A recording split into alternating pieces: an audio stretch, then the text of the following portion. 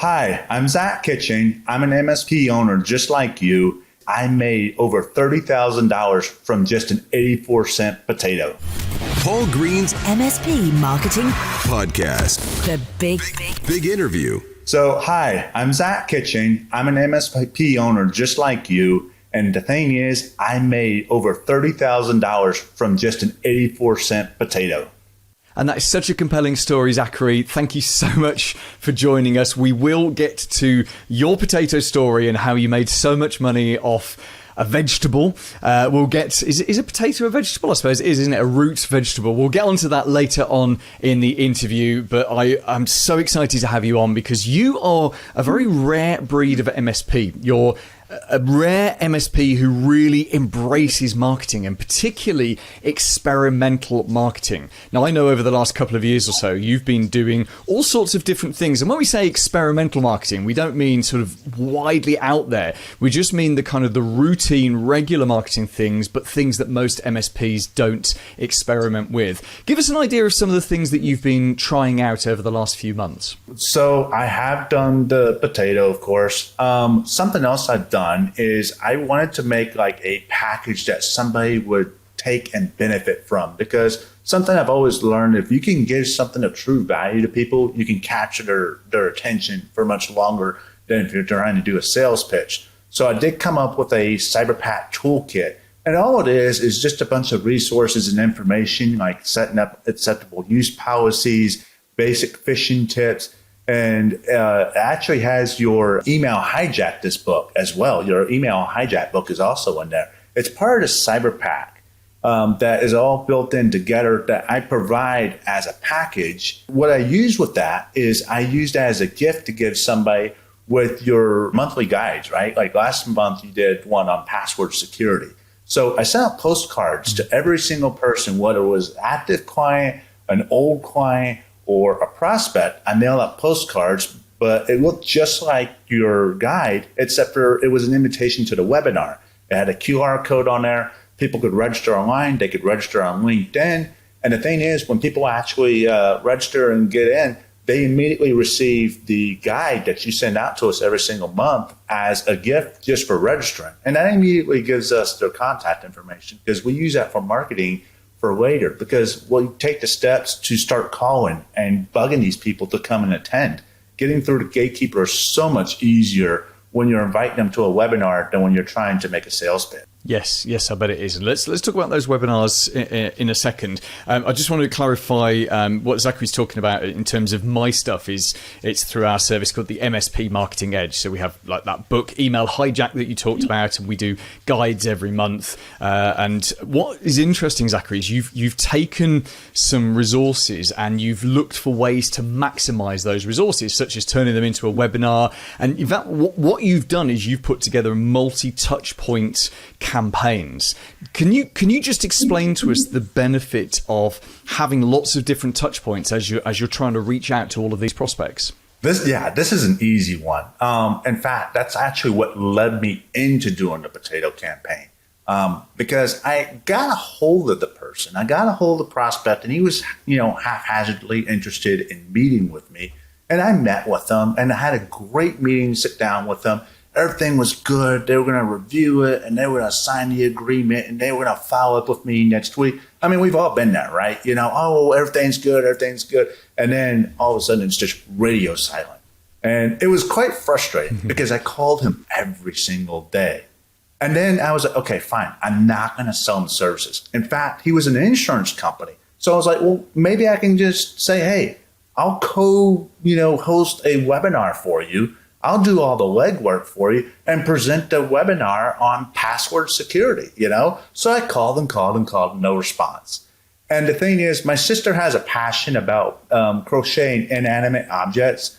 And one of the ideas came across is a potato. And this guy, this prospect that we're working with, his name is Sam. I said, that's it. I'm sending Sam a potato. And everybody on the team's call was like, what are you talking about? They knew who Sam was because they hear me gripe about Sam, not answering his phone, not returning his calls, not returning emails.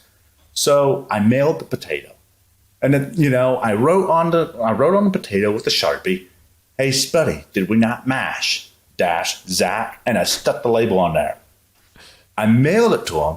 And the thing is that it didn't even get to him.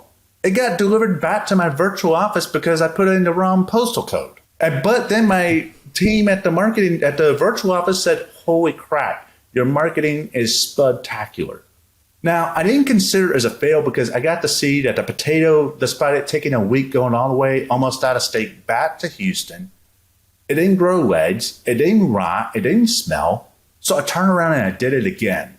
And I'm almost positive that he called me the moment he received that potato, because Sam picked up the phone and called me and goes, what's up with this potato?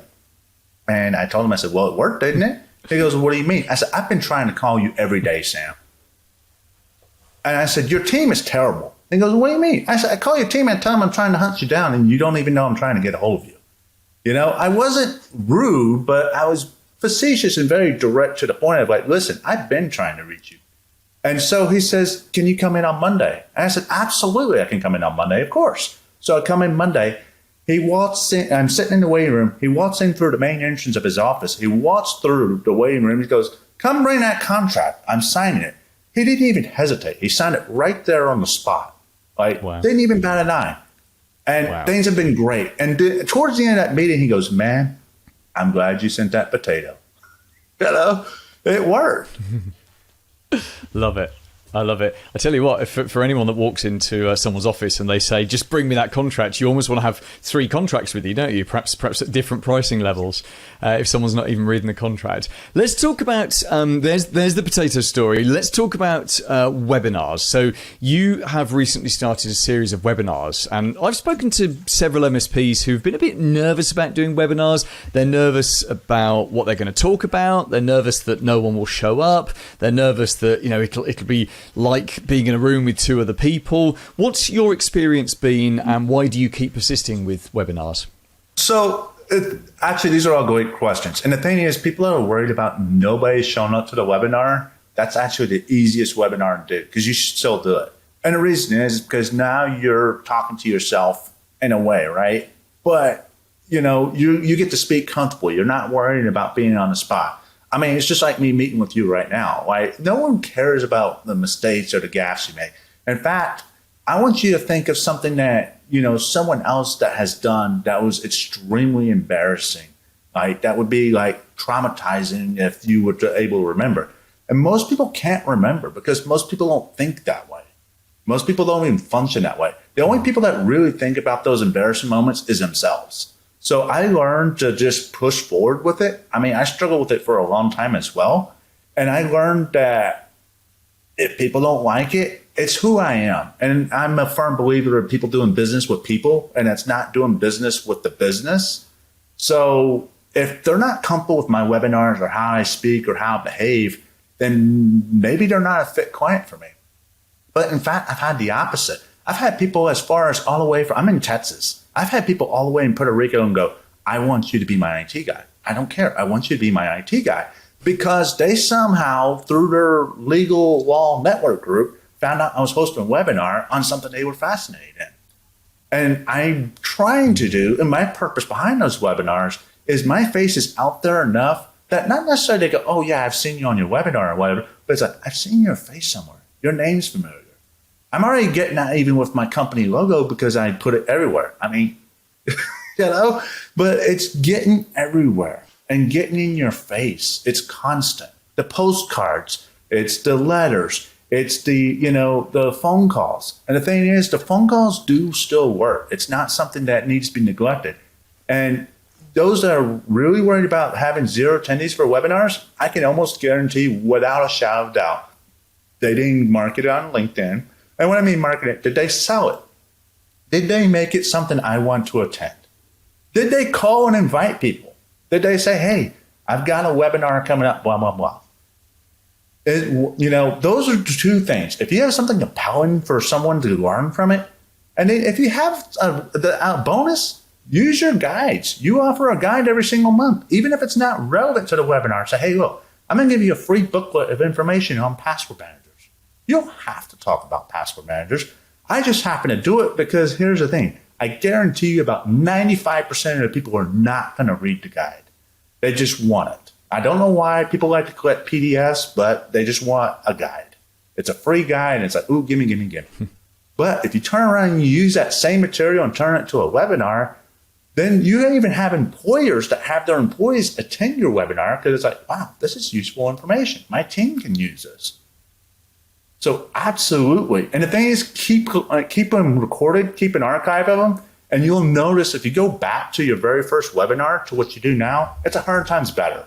Yeah, completely. I think it's, as someone who does a lot of video and tons of audio stuff, you always look back at early recordings and you're cringing. And it was the same for me when I was a radio presenter. At the end of my 10-year career, I look back at my squeaky voiced, prepubescent self on the radio at the start of my career, and it was shocking. But we all get better through practice. So I think that's great advice. Final question for you, Zachary. You are obviously doing lots of marketing, lots of different things, lots of experimenting, and that chews up time. Now, you've got a busy MSP. Obviously, you've got a team of people that you work with. How have you managed to carve out enough time? So I guess what I'm asking is, what's your habit? What's your routine, your schedule for you to have enough time each week for you to do these marketing experiments and to make sure that your marketing happens? I have learned that as being a business owner or being a CEO of a company, my personal belief that it's 80% communication and 20% tech.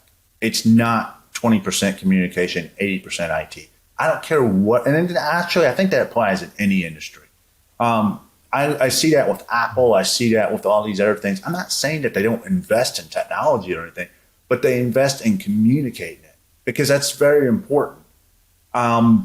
Most IT people find that a server being down or having an outage or having a problem being more important than marketing, but they're not taking marketing serious enough. My carve out time for doing the marketing, I upload the postcards that I make.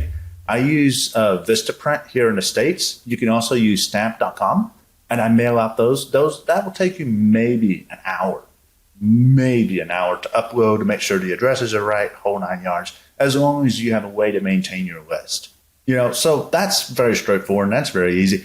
But I spend weekends doing most of my marketing stuff. Stuffing letters, mailing out letters, that's a Saturday routine. Every Saturday I stuff letters. In fact, I work from home. I have a virtual office and I work from home, and I'm already trying to arrange to get a big Xerox machine to put into my house because it could print and fold letters so I can stuff them in envelopes.